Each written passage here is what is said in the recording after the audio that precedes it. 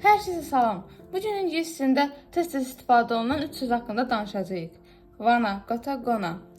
Bunlar üçü də qısa formada danışıq sözləridir. Bəs bunların açılışı nədir? Gəlin öyrənək. Ən birinci wannadan başlayaq. Wanna'nın açılışı want to. Bir şey istəmək anlamına gəlir. Məsələn, I want to go home. Mən evə getmək istəyirəm. I want to go home. Və yaxud da bunu qısaca I wanna go home deyə bilərsiniz. Mən evə getmək istəyirəm. Gotta, have got to. Yəni o deməkdir ki, nəyisə etməyə məcburam, etməliyəm. Məsələn, I have got to go now. Mən indi getməliyəm. I have got to go now. Və yaxud da I gotta go now. Have got to'nun qısası gotta'dır. Sonra going to deməkdir. I am going to play football. Mən futbol oynamağa gedəcəm.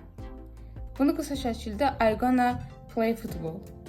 Mən futbol oynamağa gedəcəm deməkdir. Bu günlük bu qədər. Gələn dəfə başqa bir ifadə ilə görüşənədək. Sağ olun.